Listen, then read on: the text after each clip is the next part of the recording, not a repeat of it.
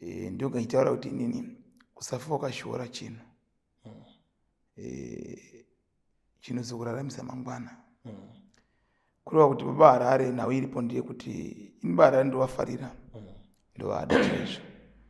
Anzi pusa kuti uite mari, ratidza kupusa. Saka imuratidza kupusa kuti zvinhu zvifambe.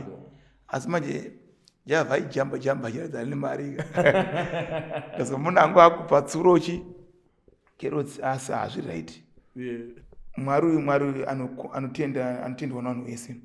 Ino ndiri kutoona chivhayo ikino chivhayo ari kuenda kumapentekosti zvakanyanya achitopa motera dzakawanda kudarika mapositora nditega. Ladies and gentlemen, tadzoka zvakare namutumwa chiremba Masango pano paZigo, kudhara yainzi Zigo TV, but izvezvi aminoti yakunzi chiita angoita chero kwataenda. Mutumwa togamuchirai. Aiwa, ndotenda baba Zigo. ZTV haifi yakachinja. Yes. ZTV. Saka inongonzi Zigo TV. Yes. Ndinozikanwa naizvozvo.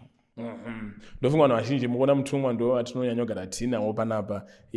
Pamberi apa nemachenjis atini tichiita munenge muchiramba muchiona mutumwa chete, variwo ivo chete mushandiri wechipositora wamunogona kunge muinaye pano. Of course chaita vamwewo vanombouyawo but vanenge vari vashanyi, vachiuya vachienda vanenge vari vashoma, but mutumwa Masango ndo vatagara nawo kwenguva yakati rebei, vekuti kana paine anenge aine chichemo, kana ada kubatsirwa, kana watinokwanisa kuda kuvimba naye kuti tikakuendesa kwakati tinokwanisa kumira namutumwa. Mutumwa chimboudzai vanhu kuti kutenda kwatiri kuisa mumamuri kuri kubva pai. Hanzi nevanhu nanzi Zigo munei muchingovapfekera mari muhomwe, but nei tiri kuvimba nemi.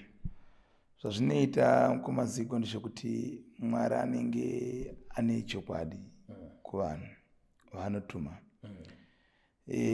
Zvakafanana naStar FM waitenda neni, nanhasi anotenda neni.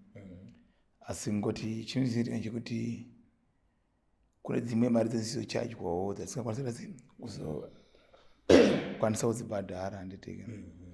Asi tichinenge tichitoti Star FM inotenda nani nesu. Kuti Star FM izosimuka kusvika pastage yairi, vandochiziva Star FM kuti madzibaba Masango, nana madzibaba Stephen, nana T-Fred, Magaya, tiri vanhu vakasimudza Star FM. Tichiita makurusedi ataita kune mari dzaipinda kuStar FM dzakawanda. Asi isu hatisi kushora kuti vane pakatiburitsa pakakurisa nokuti ndasingazikanwa ndapasina Star FM. Ndikazikana paStar FM naTilda naDhumiso naPatisani, kuti izozikana kuti madzibaba Masango ariko ndongowabuda vachivhitivhiti chipi ichocho. Saka ndoda kuvatenda. Saka chiripo nchekuti paZigo TV panapa funga vazhinji vakatiziva madezi iyayo, takamboti mirei ndobva tatanga futi zvakare kunge tiri pano paZigo TV. Kureva kuti izvo zvingatinawo ndakudiwa nemanhefenyu yakawanda. Ndinoona vazhinji vokuti baba yaikuno, mutumwa yaikuno. Mutomboita mapurogiramu nemi. Asi chinondikana chekuti zvinopasa kuti vanhu vagutsikane, inyaya yekuti munhu wakagara makore uri pamba pamwe chete usingatame, kandi munhu akaita murume mumwe chete, vanhu vanobhirivha newe kuti murume weshuwa takamuziva,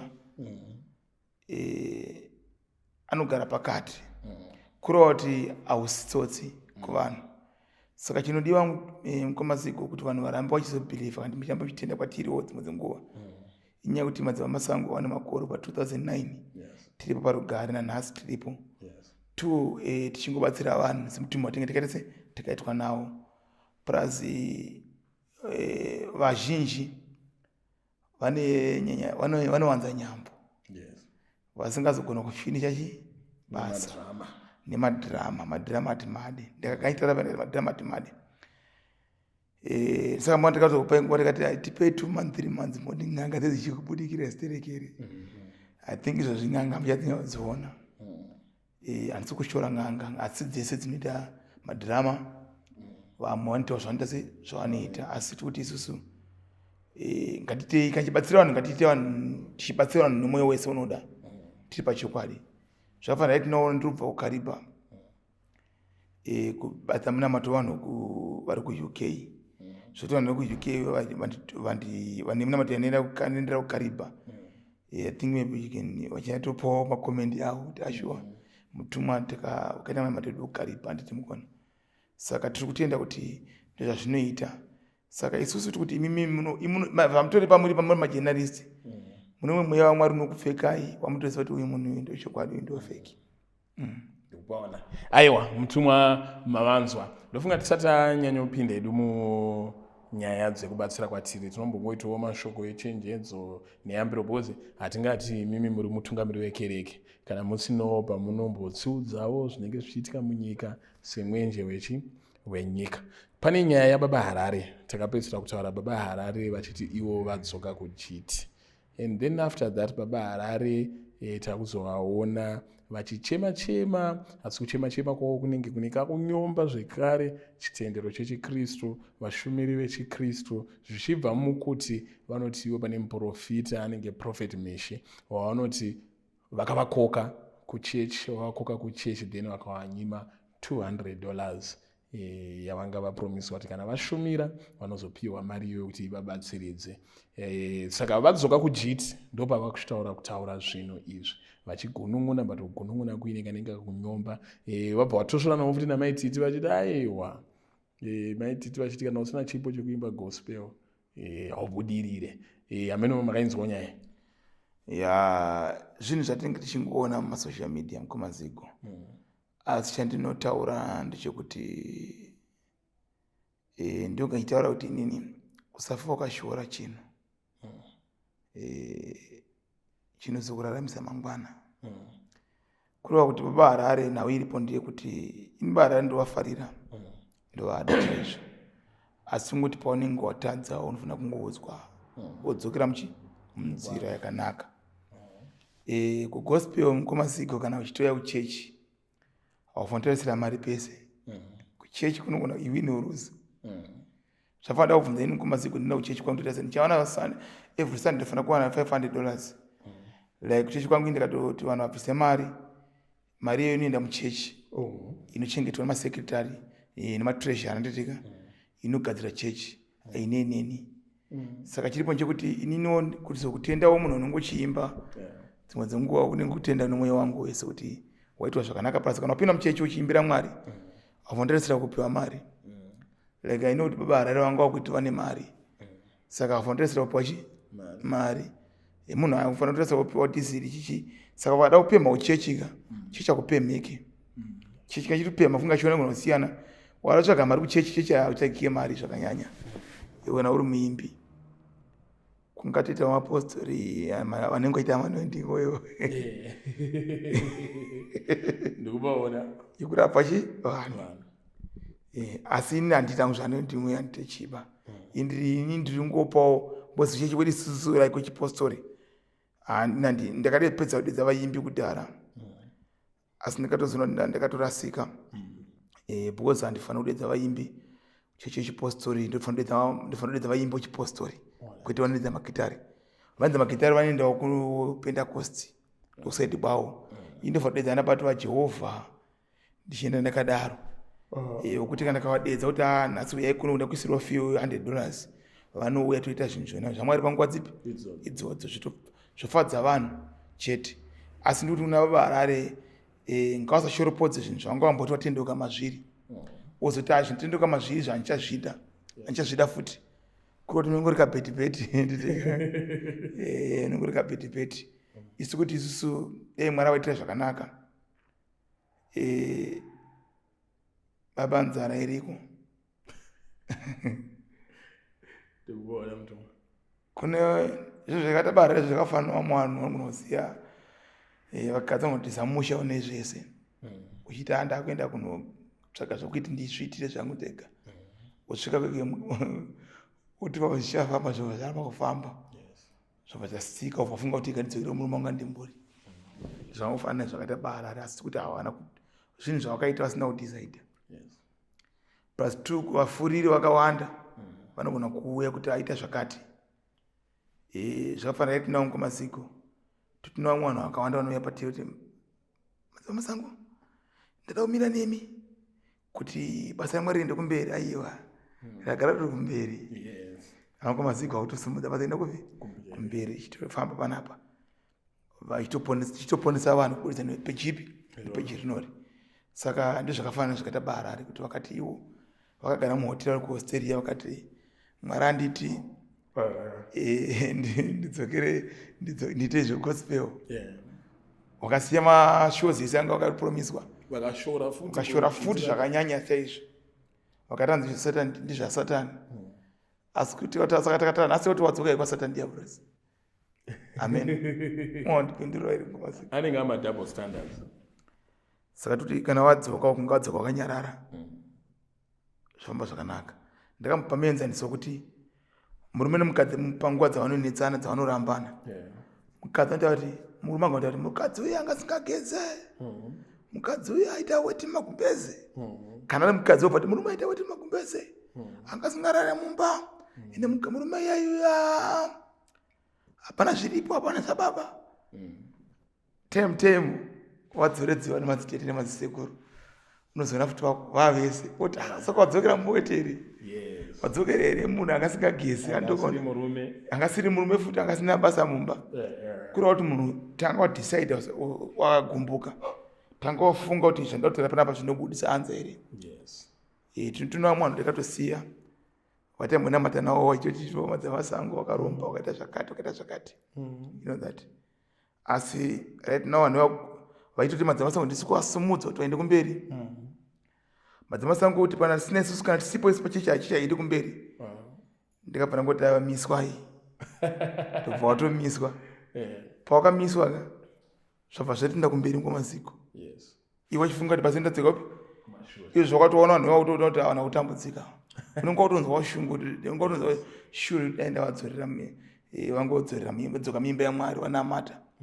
Asi ndipakanza muimba anzi Prince Chigwida akaimba akati anzi kana vavengi vako chinge wakuvadzora vade asi usazovada kuti vachiya pedyo newe vanokukandira mugomba zvakare waone uri vari kupi vari uko. Ndikubaona mutumwa. Saka zvakakosha kuti tinombera na mutumwa tichivabvunza mashoko echenjedzo ezvinhu zvinenge zvichiitika munyika. Ndofunga toda kunzwa kuti mutumwa pamataura nhau yana baba nana mai vanenge vachitukana mudzimba matambudziko emudzimba muri kugadzirisa here? Zvakanyanya mukomaziko vanhu vari kukomborewa. Chandinofarira mukomaziko ndechekuti nyama yakanaka inochitengesa yega. Ana mai nana baba kunetsana mudzimba tiri kutogadzirisa. Tine zvinhu zvakawanda zvatiri kuona zvatiri kubatsira papeji panapa. Inoti inji ndikufarira nje kuti peji yakasatuka mukomaziko hariendi kumberi makasatuka mamini kumberi munoramba muchitukwa makatukwa chete kuti vanhu vese vanoziva kuti anambonzi zvigo ndiani anambonzi masango ndiani ngona zvakafanira kuti matezera tukwana Chiwenga apostoli Chiwenga achisumukawo apostoli Chiwenga atanga machito kwedu isusu sita kumberi asi zvirevo kuti pozi Mwari atonamata mumwe chete asi akasumukawo nekutituka masango magaya makandiwa chakati ukuona kuti the more time yakatituka the more time yakagena ground. Asi isusu takatononoka kufunga kuti kune social media mazuva ano kune zvachinja taingoramba chingotaiwa panoti manyana stage chimwe chete tikazoona okay kune Facebook kune chakati kune TikTok kune chakati you know that kureva kuti zvinhu zvakazotidzorera tichifamba tichiona tichiziva. Asi apostoli Chiwenga ndozvakamusumudza. Saka ndikuti ini vanhu vandituka mukomaziko musazonyanya kuashora kana kuashoropodza vanodiwa like musi ndakazona makuyanana namukoma Temba Gorimbo makutoyanana makutotana ziko wangu Temba Gorimbo wangu kureva kuti zvinenge zvafamba zvakanaka ende tu Mwari anotendwa navanhu vese. Ndikutoona chivhayo ikino chivhayo ari kuenda kumapenda kosi zvakanyanya achitopa motera dzakawanda kudarika mapostori anditeka. Asi mapostori ndiko akakomborewa nako. Asi ndikati mapostori ndikakomborewa nendarasika futi kwatakakomborewa naMwari. Mwari anamata vanhu vese kusanganisira namadzimai masango kusanganisira paari kuenda kwese achipa motikari achiita sei ari kumapostori akawanda, ari kumamotikari kumapentakoti akawanda, kureva kuti ari kuziva kuti kwese kuna Mwari. Saka zvinhu zvakakosha mukumaziko kuti tingoziva kuti Mwari ane zvaanoita. Saka isusu kuti isusu Mwari uyu chinhu chimwe chete. Makambona kuPremier League kandi muno muchemo vanhu isu chava kutambira kunzi kuti timu ite number 1 vanhu chava kutambira mukombe. Saka isi tese tikunamata Mwari chete. Saka zvinhu zvatikuzatsanangura nezvazvo kuti vamwe vanoziva kuti mutumwa anomira nezvi, mutumwa anoita nezvi. Asi nyaya iripo hombe ndeyekuti vanhu ngavamire pazvokwadi mukumaziko kuti vanhu vazive chokwadi. Alright. Saka munogona kutiudza matambudziko mamwe amuri kubatsira kuitira kuti vanenge vachiona vari kuda kubatsirwawo, vada kupiwa munamato, oro even vada kuuya kucounseling?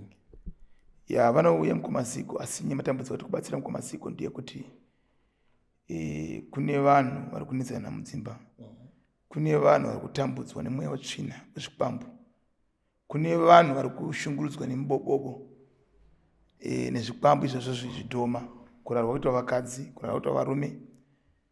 Ino kuti kune vanhu vakaromba vasingazivi mukumaziko, vachifunga kuti munhu akange asina chidhoma muhomwe kana asina chidhoma mumba make, asina chikwambu mumba make haasi baba. Saka izvi zvinhu nhasi zvakutambudza vanhu. Saka zvimwe zvinhu zvatiri kubatsira. Mavhiza ari kunetsa kunze kwenyika akabatwa namaruwa, izvinhu zvatiri kubatsira. Zvakare vanhu vari kushandiswa kubatirwa pfuma yavo mumabasa, zvinhu zvatiri kubatsira. Vanhu vasitorina mabasa acho mukumaziko, zvinhu zvatiri kubatsira. Saka zvinhu zvatiri kubatsira zvakawanda mukumaziko zvigona kuti zvikomborere vanhu. Saka isusu kuti isusu chedu chetu isi kubatsira vanhu. Mukumaziko vanhu ngavasiye kurarama life yepasocial media. Indokufarira mukumaziko, hamurarame zvinhu zvamusina. Mangofanana neni. Saka ropa redu rakabva rangopindirana. Boza hatidi kungofadza vanhu nenhema. Kuna vafamba GT6 ukati vasina GT6 baba. Kuna vanhu varikufamba baba mukumaziko achitaura kuti ini ndine imba asina imba. Saka vanhu ngavasanyanye kumhanya paupenyu pamberi usati wapasvika. Wiki ino uchivha ndiyasvika paupenyu hwake chaiwo. Compassion Java. Java anogona kumuchacha zvakanyanya. Chiripo antu wenyu ndezemudanga atitika. Asi tinongoti isusu kana waona chidhiri chako chimbopisa panguva iyoyo, chipise ukadzikama. Mwana mukumaziko ini ndinorarama upenyu hwandiri. Mukandorarama chirarama ndinogara muWarren Park, ndima ndinogara. Ndine dzimba ndinoimba muWarren Park nekuWesley anditika.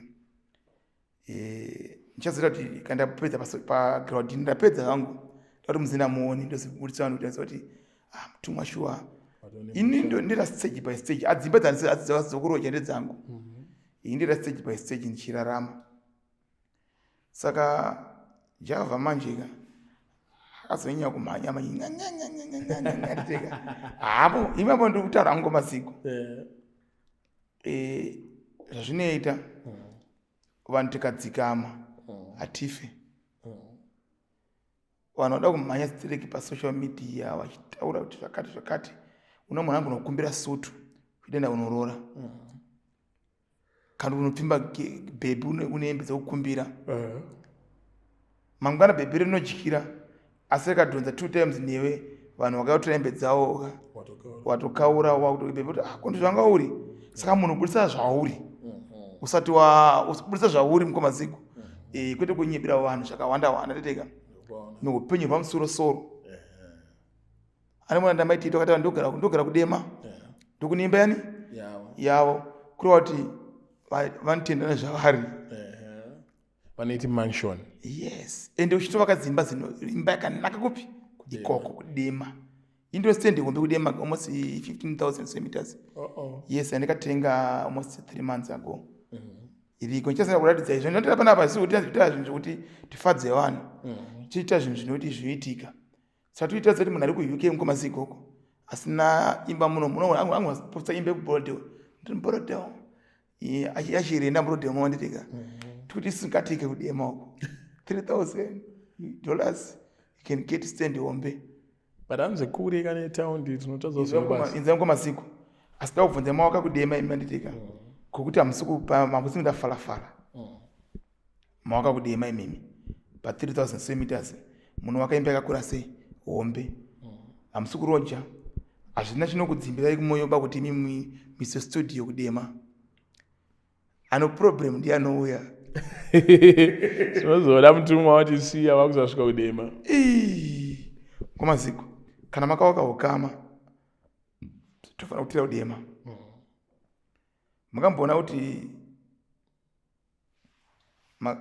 mkomaziko makawara nemudumbu panapa hamuchuze kuti mbuzi kuti chipi chakanaka mukobva kuti katiite handiteka asi point ndinotaurira panyaya yekuti vanhu ngatisasarudzei kuti chakanaka tisade upenyu hwakati hwakanakisa stereki upenyu hwatirarama mukomaziko hwatonaka iyoyo ini mukomaziko ndoda kuti ndizogadzira program yekumeka history yangu pandakatangira kubva kumusha nimba ndakakurira kubva kumusha kusvika muno muharare nimwani rume ndairoja muno muharare nikwandikamboenda kumaindia ndichishanda nemaindia chindosvika kuti ndini zvandiri kuita program yangu sa program ida kuti ndiite izoratidza vanhu history yeupenyu hakuna munhu akatanga akabudirira saka vanhu mazuva panenge vanhu mazuva ari kupisana pasocial media nokuda zvinhu zvakakwirira stereki fake life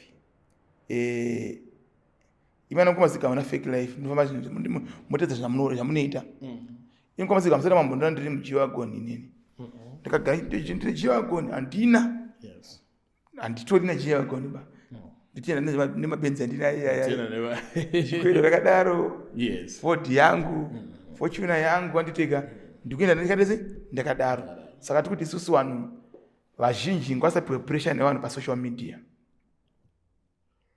pautambo wa social media mukomaziko apa zvafana zvo nevaimbi panguva yavanonzi vaimbi pakuya vaimbi 10 pacrash 1 mwana kumbira mota vavaoteka ndichipisa ubva anokuita boots ndioneka ndikapfeka suti neboots aiwa no enda nezvaunazvo yes saka ndoshona ndikuedza kungopa vanhu chete kuti vavanditinde zvatinazvo mukomaziko tosekwai haziko asi muchino baba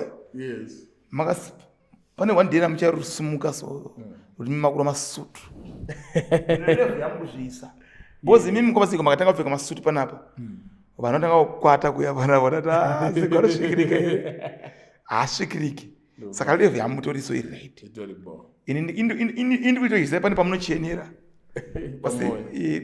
kwete pamwoyo baba pane patotokuonai pamusingabude masocial media muchiratidza zvinhu zvita vamwe aiwa kazhinji chione muchiri masmart asi hamuratidze vanhu mune zvamunoita anzi pusa kuti uite mari ratidza kupusa saka imuratidza kupusa kuti zvinhu zvichitise zvifambe asi manje javha ijamba chiratidza rine mari kaso munhu angu akupa tsurochi kerotsi asi hazviraiti angozonimhanya kuti mangwana asi ini akandimhanya hangu ine handiperi zvokumhanya bodzi handisisiko ini nditenda zvandinazvo yes aiwa mutumwa anofunga wataura mabatsiro aanoita nemashandiro aanoita tiudzei ka maprogramu aripo pamberi apa mamangoti pane manhamba neadresi ekumawana mukomaziko maprogramu akawanda tiri kuita panapa vanhu vari kutobatsirwa vanotera panapa pepechi pedu masango profesi vari kuona zvatiri kuita mukomaziko vanhu vari kukomberwa namwari kuti muchanaba like vamwana pa 3 days ago apo ndakatokomborewawo ndakatopiwawo chibenzi ndochiti ndakaona makamirana nezabhomu chewaisi benzi iyoyo ndakamirana nezabhomu yewaiti yeyei benzi iyoyo baba inasa ndaipindawo ikutonaka baba plus mukomaziko zandi inoda kufarira hangu chinjimo chete kuti mwari andiitira zvakanaka mwari andikomborera mwari anida maropafadza mukomaziko ende iwo wakakomborerwa namwari zvinopa kuti vanhu vekumashure vakomborewo saka tikuti vanhu ngavauya vakomborewo mukomaziko asi dangopa hangu vanhu sori futi sori andikupa vanhu zandiyekuti chii tiri program yatikamboita soti namukoma kundai chitima ndizvo tichitanzi cyclone cyclone Kundai ada kungoipa vanhu kuti ndiregererei asi ndikazogara kumba ndakufunga kuti asi iye unzi fadzai madzimai yeye imi munogona kuiridzei muna ambuya wenyu mumota imi goindoridzirei mota ndina ambuya ana ambuya ndiridze misi saka mbamenye munoridzei muna vana wenyu tinoridza yakachena yacho inonzi cyclone Kundai irozi kwaziko asi zvisira basa tozvinoisa vanhu kumberi katikoperera panapa.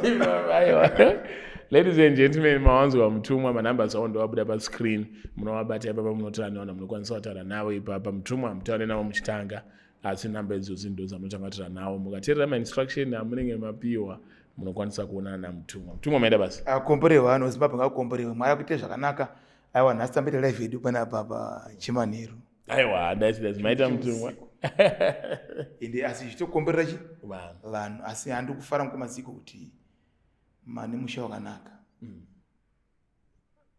ende mukwamaziko hamusarudza kuti uyu ndiani aiwa mutora munhu wese murombo kana mupfumi tiona kuno kwamakandiwa uku muriko kwana hanzi marufu muriko hanzani uyu vhangelisa hanzani Mparinga takambokwira wandiyeni mota ndege naMparinga tichida South Africa yes tine mavhidhiyo chete tinayo panapa vhidhiyo yacho yes na Tete Chaplin china ku South Africa kunoita basa tese zvinhu zvinofadza vanhu vamwe vanofanira kuramba chiwisana vanhu vamwe vanofanira kuti tingite chinhu chimwe chete chero zati chiri panje kuti chiri mapostori mapentecosti tiri chinhu chimwe chete ngatite one love vanhu vachidiwa nje kuti vanhu vakomborewe vanhu varopafadzwa saka mwari ngatite zvakanaka mukumaziko ndotenda and with that we are out.